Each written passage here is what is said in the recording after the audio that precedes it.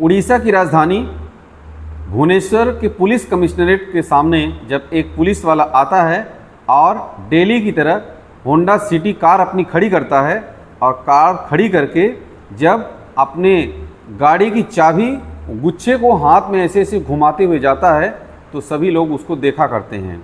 ये तकरीबन जब भी आता था तो लोगों की निगाह होती थी उस पर कि वो कैसे गाड़ी स्टाइल से खड़ी करता है और ऑफिस के अंदर जाता है और चाबी का गुच्छा घुमाता है। एक दिन आता है 6 सितंबर 2025 का, जब वो अपनी गाड़ी की डिग्गी में एक लाश रखा हुआ था और लाश रख करके उस दिन भी उसी तरीके उसी शान शौकत से बिल्कुल हाव भाव से जा रहा था अपनी ऑफिस में और जाता है। उस दिन पूरा अपना काम करता है पूरी ईमानदारी से और जब ऑफिस छूटने का टाइम होता है तो अपने अधिकारी के पास जाता है और कहता है कि सर हमें एक दिन की छुट्टी चाहिए। और अफसर जो है उसका अधिकारी कहता है कि ठीक है, एक दिन की छुट्टी है, छुट्टी ले लो, कोई दिक्कत नहीं। अब छुट्टी ले लेता है और वो जो लाश थी छुट्टी मिल जाती है उसको, और जो गाड़ी की डिग्गी में लाश रखा हुआ होता है उसको दफनाने के लिए वो 200 किलोमीटर दूर जाता है। 200 किलोमीटर दूर जाता है और उस लाश को तो दफनाता है, लेकिन दफनाने के बाद वो सोच रहा था कि पता नहीं चलेगा, लेकिन जब पता चलता है तो बहुत बड़ा हंगामा खड़ा हो जाता है। जय हिंद, आदाब, नमस्कार, सत श्री अकाल। मेरा नाम महेंद्र द्विवेदी। आज की सच्ची घटना के बारे में हम जानने की कोशिश करेंगे कि आखिर रक्षक ही भक्षक कैसे बन गया। दरअसल उड़ीसा के कटक जिले की ये घटना है कि 17 मार्च 2022 को एक महिला दुर्घटना में मौत हो जाती है और जब मौत हो जाती है उसका नाम होता है अपर्णा प्रियदर्शिनी। अपर्णा प्रियदर्शिनी की मौत होने के बाद जब पता लगाया जाता है, छानबीन की जाती है, तो पता चलता है कि एक जो उसका जो पति है उसका नाम है दीपक कुमार राउत उर्फ दीपू। अब जब उसका एक्सीडेंट हो जाता है तो वो महिला जो है 6 महीने की गर्भवती होती है। अब वो पुलिस में और पुलिस कमिश्नरेट भुवनेश्वर में उसको जैसे ही पता चलता है वो भागा भागा जाता है तो इतना रोता है कि लोग देख देख करके हैरान हो जाते हैं कि उसकी आधी ज़िंदगी जो है उसकी समाप्त हो गई। उसका 6 महीने का गर्भ में पल रहा बच्चा हो गया और उसकी पत्नी भी ख़त्म हो गई।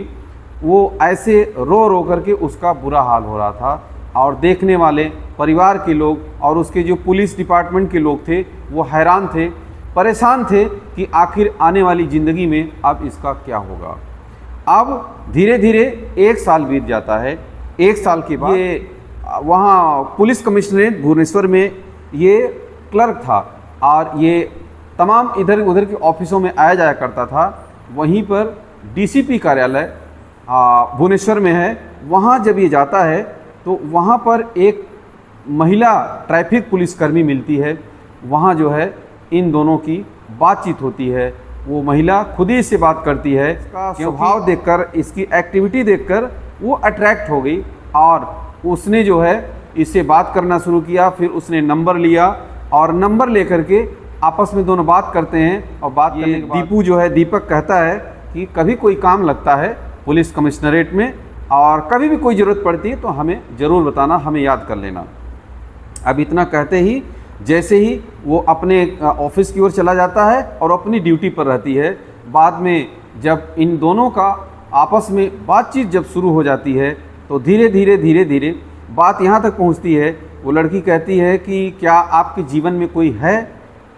अब दीपक उर्फ दीपू जो पुलिस कमिश्नरेट भुवनेश्वर में बाबू है, वो कहता है कि नहीं, मेरे जीवन में था तो कोई, मेरी शादी हो गई थी, लेकिन अब मैं नहीं चाहता हूँ कि मेरे जीवन में कोई दूसरा आए। इतना बात सुनते ही वो जो लड़की थी वो जो है और उसके ऊपर अट्रैक्ट हो जाती है, यानी मोहित हो जाती है कि बताओ भला ऐसा आदमी जो कि उसके जीवन में कोई पत्नी थी, उस महिला थी, लेकिन वो अब ये कह रहा है कि नहीं, मुझे अब दूसरा कोई नहीं चाहिए, इससे अच्छा आदमी कोई हो नहीं सकता। अब दोनों की आपस में बातचीत शुरू होती है, मिलना जुलना शुरू होता है। बातचीत यहाँ तक शुरू हो जाती है कि नहीं, अब हम दोनों एक दूसरे के होंगे। अब यहाँ तक कि जब ये बात आ गई, मान मनोबल चलो दोनों मान जाते हैं आपस में और वो दोनों अपने परिवार वालों को भी बताते हैं, परिवार वालों को बताते हैं। लेकिन उससे पहले कि वो जो है, जो दीपक और दीपू, वो एक शर्त रखता है उस लड़की के सामने कि देखो शादी तो हम कर लेंगे, लेकिन हमें इस बात की जानकारी किसी को देना नहीं है, किसी को बताना नहीं है, लेकिन अपने परिवार वालों को हम जरूर बताएंगे। जब सहमति वो लड़की देती है और दोनों की आपसी सहमति हो जाती है तो दोनों अपने घर वालों को बताते हैं, घर वाले दोनों के मान जाते हैं और दोनों आपस में रहने लगे। दरअसल ये घटना है अगस्त 2024 की। 23 अगस्त 2024 को दोनों ये कोर्ट में जाकर शादी कर लेते हैं और शादी करने के बाद जब 1 महीना बीतता है, यानी अगस्त महीना जब बीतता है, तो दोनों आपस में प्लानिंग करते हैं कि भाई हमारे पास एक घर होना चाहिए, अपना पर्सनल घर होना चाहिए। अब वो लड़की कहती है कि ठीक है, मेरे पास कुछ पैसे हैं और उस पैसे को मैं दे देती हूँ और आप भी अपने पास जो पैसे हैं लगाकर एक या तो हम प्लाट ले लेते हैं, उस पर घर बना लेंगे, या तो कहीं फ्लैट ले लो और फ्लैट ले करके हम लोग आराम से ठाठ से रहेंगे और अपनी ज़िंदगी बिताएंगे। अब दोनों की आपस में बातचीत होती है और वो अपने पास रखा हुआ 13 लाख रुपए उस दीपक को देने के लिए तैयार हो जाती, कहती कि ये 13 लाख रुपए लो और 7 लाख और मिला करके 20 लाख में या तो एक फ्लैट ले लो और या तो फिर एक ज़मीन लेकर उस पर घर बना लेते हैं। अब ये बात जो है धीरे धीरे आगे बढ़ती है, चलता रहता है और बात जो है इतना तक पहुंच जाती है कि 1 साल बीत जाता है। 1 साल बीत जाता है और 1 साल बीतने के बाद भी घर नहीं ले पाते हैं, न तो ज़मीन ले पाते हैं। अब आए दिन वो उसकी वाइफ जो है वो उसको कोसा करती थी और कोस करके उसको कहती थी कि भाई या तो ज़मीन ले लो या पैसा ले लो। अब जब बात यहाँ तक आ गई कि ये आदमी न तो पैसा ले रहा है, न तो ज़मीन ले रहा है और न कोई फ्लैट ले रहा है, अब वो परेशान होकर के अब आए दिन दोनों में आपस में नोक झोंक हुआ करती थी, झगड़ा हुआ करती थी। अब होते करते ये आया कि ऐसा करो कि भाई न तो तुम ज़मीन लोगे और न तुम फ्लैट लोगे, तो ऐसा करो मेरा पैसा दे दो वापस। लग रहा है कि तुम्हारे दिमाग में कुछ अलग से खीर पक रही है। अब दोनों में जो है जब इतनी बात होती है तो वो बोलता है ठीक है, हम तुमको पैसे वापस दे देंगे। अच्छा, उसके मन में एक बात और चल रही थी कि भाई हम जो है इस पैसे से एक काम और करेंगे कि हमारी शादी जो है कम से कम लोगों को तो पता चलना चाहिए, हम नौकरी कर रहे हैं दोनों और लोगों को पता ही नहीं हम लोग एक साथ रह रहे हैं, लेकिन हम दोनों की शादी के बारे में किसी को पता नहीं है, तो हम शादी भी धूमधाम से करेंगे और उस फ्लैट में हम लोग अपना गृह प्रवेश करेंगे और रहेंगे। अब इतनी बात होती है लेकिन दोनों में बनती नहीं है, बनती इस कदर नहीं है कि एक दिन आता है जब वो प्लानिंग करते हैं दोनों कि भाई ऐसा है कि चलो मैं तुम्हारा पैसा दे देता हूँ, एक होटल में खाना खाने चलते हैं, वहीं तुम्हारा पैसा दे दूंगा और वहीं जो है हिसाब किताब हो जाएगा। अब जब जैसे ही दोनों चलते हैं आपस में बातचीत करते हुए रास्ते में जाते हैं, दोनों से आपस में बातचीत होती है, नोक झोंक होती है। नोक झोंक होने के बाद झगड़ा इस कदर बढ़ जाता है कि वो जो दीपू था, दीपक, वो अपनी पत्नी यानी सुंगमित्रा साहू का कत्ल कर देता है। कत्ल उसी होंडा सिटी गाड़ी में करता है और होंडा सिटी गाड़ी में कत्ल करने के बाद वो उसी गाड़ी में ऐसे काटता है कि किसी को पता नहीं चलता है, लगता है पहले से प्लानिंग किया हुआ था। और पॉलीथीन में उसकी डेड बॉडी को पैक करता है। डेड बॉडी को पैक करने के बाद और वो उसको अपनी डिग्गी में रखता है, रात भर गाड़ी खड़ी रहती है और फिर सुबह आता है दोबारा से अपने ऑफिस में, वैसे ही डेली की तरह सिटी का गुच्छा घुमाते घुमाते आता है और गाड़ी खड़ी करता है, जाता है ऑफिस में, काम करता है ईमानदारी से और अपने अधिकारी को बोलता है कि हमें साहब छुट्टी चाहिए।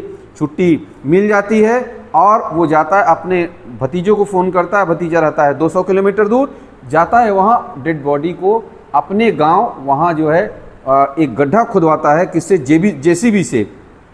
जेसीबी वाले को बोलता है कि हमें बाथरूम बनवाना है, गड्ढा खोद दो। गड्ढा खुद जाता है लेकिन बारिश इतनी तेज़ होती है कि वो बार बार बैठ जा रहा था। और जब ये सब चले जाते हैं गड्ढा खोद करके, तो पत्नी थी सुंगमित्रा, उसकी डेड बॉडी को जो है वो उसमें दफना देता है। दफनाने के बाद उस पर दीवार जुड़वाना शुरू करता है। अब जब सुंगमित्रा डीसीपी यानी ट्रैफिक के ऑफिस में नहीं पहुंचती है तो हल्ला हंगामा शुरू हो जाता है कि है कहाँ। अब उसको कॉल मिलाया जाता है, कॉल उसको उठता नहीं है। अब कॉल नहीं उठता है तो सीडीआर निकाला जाता है, सीडीआर निकाला जाता है तो लोकेशन लिया जाता है, लोकेशन लिया जाता है तो वो जो दीपक उर्फ दीपू था उसने उसका मोबाइल स्विच ऑफ करना भूल गया था और वही उसका कॉल बन गया और उसका अंतिम लोकेशन वहाँ मिल रहा था जहाँ उसने अपनी डेड बॉडी है जहाँ दफनाया था, जहाँ की बाथरूम का बहाना लगा के जेसीबी से गड्ढा खुदवाया था। अब पुलिस वहाँ तक पहुँच जाती है, पुलिस वहाँ तक पहुँचती है। जब सीडीआर निकालती तो देखते हैं कि किससे सबसे ज़्यादा इससे बात हुआ करती थी, तो पता चलता है कि पुलिस कमिश्नरेट में एक क्लर्क है जो दीपक साहू है, उससे बात हुआ करती थी। अब उसके पास पुलिस पहुँचती है तो मानने के लिए तैयार नहीं होता। फिर पुलिस अपना रौद्र अपनाती है तो पूरी कहानी तोते की तरह उगलना शुरू कर देता है और फिर पूरा खुलासा होता है और खुलासा इस कदर होता है कि उसको जेल जाना पड़ता है। अब जो पुरानी जो हिस्ट्री थी इसकी, उसकी वाइफ जो पहले मर गई थी, अब ये जब वो रो रहा था चिघाड़ और दहाड़ मार मार करके, तो लोग सोचने पर ये मजबूर हो जाते हैं कि आखिर हम सबको ये लगता है कि इसने उसकी भी इसी तरीके से हत्या किया था जिसकी हत्या पत्नी की जिस प्रकार से इसने हत्या किया। तो आज की सच्ची घटना में इतना ही। इस सच्ची घटना को बताने का मतलब किसी को बदनाम करना, किसी को दुख पहुंचाना नहीं है, बल्कि आप सभी को और समाज को जागरूक करना। आप सभी अपना ध्यान रखें। जय हिंद।